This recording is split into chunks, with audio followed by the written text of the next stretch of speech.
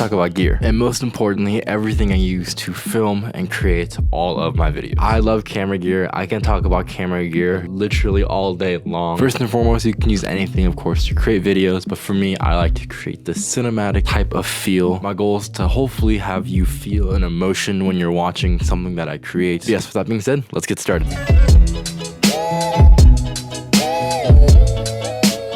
For gear, let's talk about cameras first. I am shooting right now with the Sony a7S III. It's a beast. It is definitely overkill for anything I'm doing here on YouTube, but it just creates the best, most crisp image that I've ever seen in my entire life. Sometimes at night, I swear it feels like it sees better than I can too. Some specific features that I love is that it shoots in S-Log 3, has 10-bit video in 422. At the same time, it takes amazing stills, photos, and images. And its older brother, which has the same exact sensor and pretty much same features, the FX3, that camera is actually Netflix approved. And most say the image from this camera is actually not that different from that camera as well. If not, there's actually no difference. So this camera is incredible, love it to death. In terms of my next camera, I have the A7C. Now this is my secondary backup camera. It's a solid camera.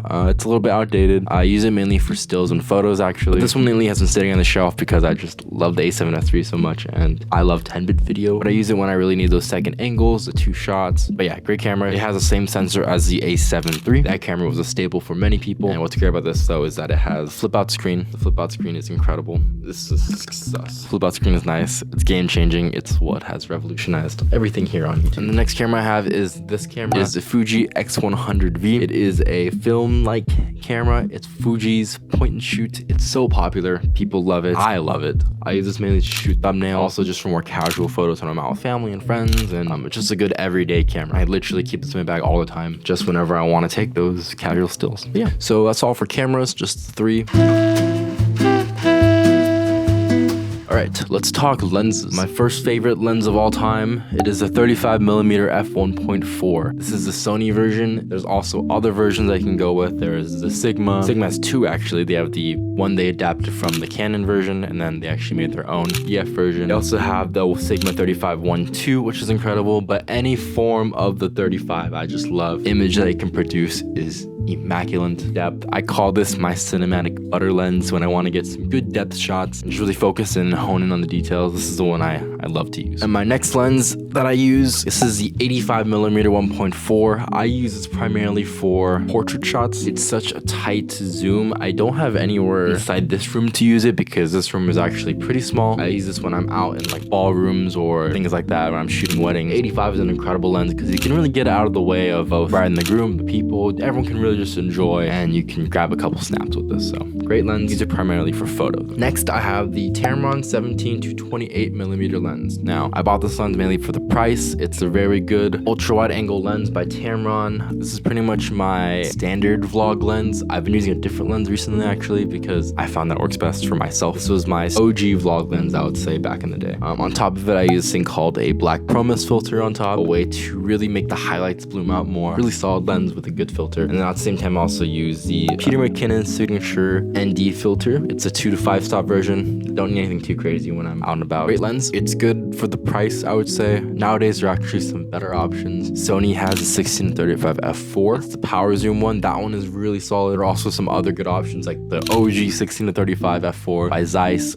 and then the top of the line one, which I can't personally justify, is the 16-35 G Master Mark II. That one just came out recently, and when I have money to splurge, sure, I could get it. It's heavy too, that's the thing, but this one is really light. Honestly, it does a job. As long as it does a job, that's all that matters. Tamron 17-28. Love it. And then lastly, second to last, I have the Sony 24-105G OSS. And then I have the 77mm black satin filter on top. Now the black satin filter is something I use to, it's kind of like the black promise, but it's a little bit lighter. It's not as heavy, and it kind of creates this nice gentle gloss look on your film. I use this lens primarily when I'm shooting event videos, and also when I'm out and about. This is a good just all-arounder. And at the same time, when I am shooting handheld, or if I have someone else shooting handheld, the video footage is smooth, mainly because of the OSS in this lens and as well as in the A7S III. But I love this lens for the versatility. 24-105 is crazy. Like, look at how far that goes. Hey.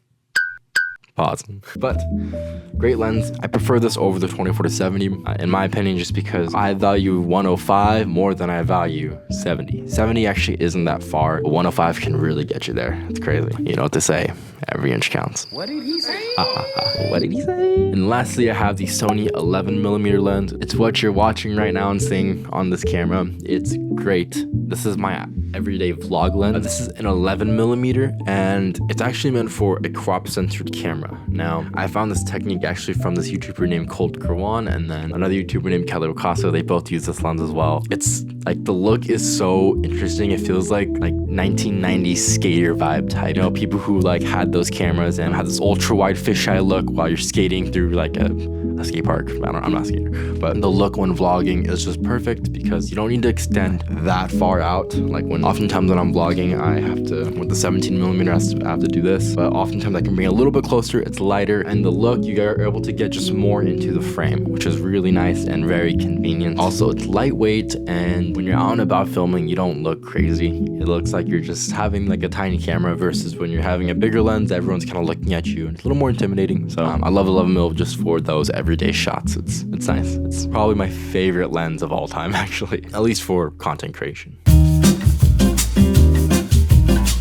So there's that. On top of that, right now I'm shooting with this Benro tripod. I'm currently using it, so I'll get some footage on top over it, but good tripod, sturdy. It's been something I've had for a couple years now, and I've invested in good tripods. Getting cheap ones is not the best. Those are cameras, lenses, tripods. Let's talk about my drone. And now I have the DJI Maverick Air. I made a video on this actually back in like 2018. It's a really bad video, by the way. Pretty much every drone shot you see, if I'm not using stock footage, it's from this drone. And I'm hesitant to use this drone these days because it's been losing connection a lot of the times, and it doesn't go as far because I believe of the age. So it's been kind of scary to put up in the air. So out of all my gear, actually, this is the number one thing I need to replace. I have some really good options on the market right now for a good price. So when the finances are right, I will definitely be upgrading. Right now I'm looking at the DJI Mini 4 Pro, I believe. That one has 10-bit footage that comes directly out of it, and I don't need to have a license, just like this one as well. Right now, as you can see, I'm using the wireless Go 2 Pro. I can keep it in this little carrying case, and also have a little charger for it as well. Very convenient. These things are nice because they're just little cubes. You know, a lot of people have been holding in their hands like this lately. I like to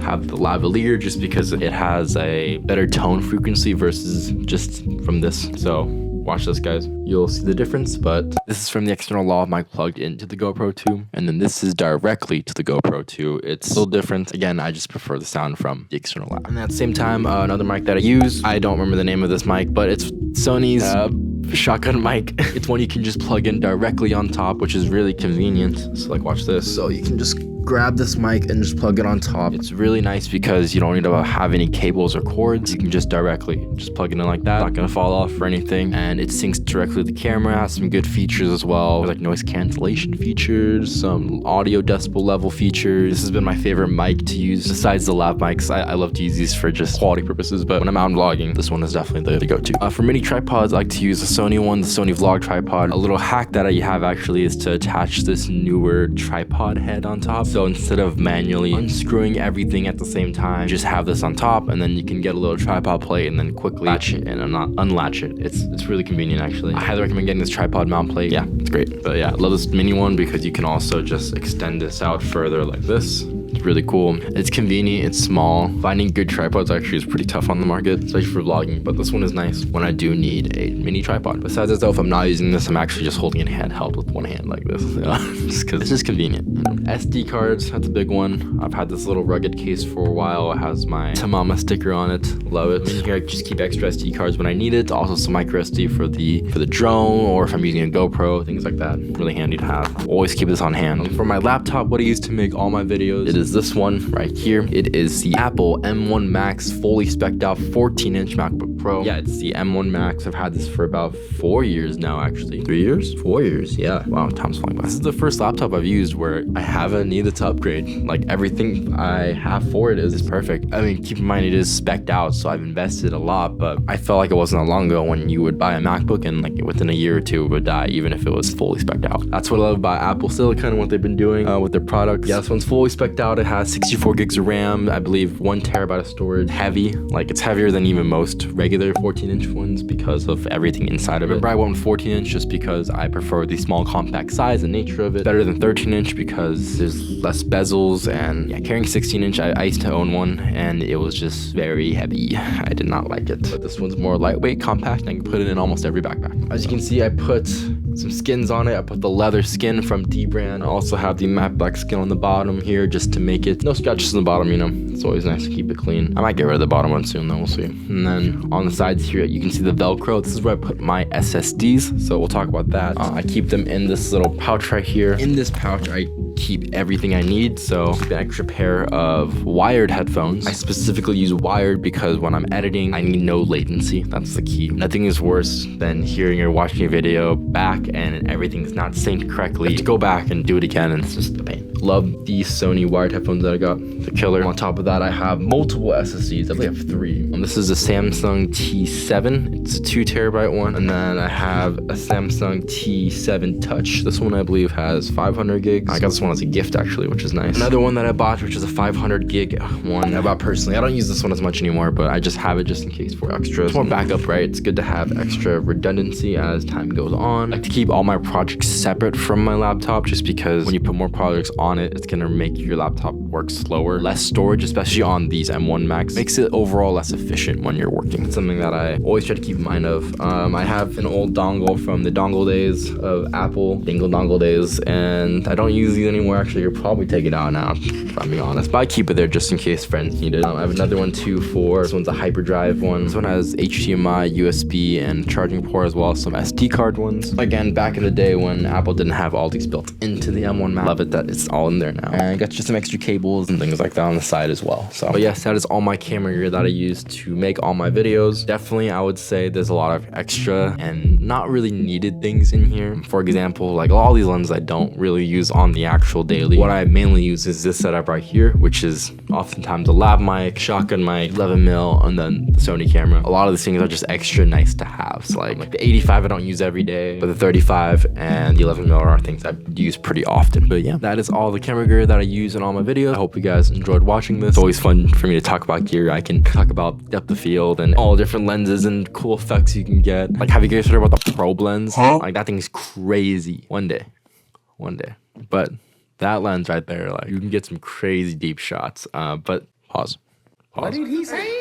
But there's things like that I really just love about this industry, being a creative person, especially in the video space. It's just a lot of tools at hand, and I just love it, man. Like, looking at all this, like, there's things I want to upgrade and change so badly. Like, I want to get, like, switch to A7C for a Sony ZV-E1, which is the same size but has the 10-bit video in it. And then I want to get a new drone. I want to, like, oh, dude, I love camera gear so much. But yeah, all right, I'll see you guys next one. I can talk all day. I just saw myself. Okay, bye.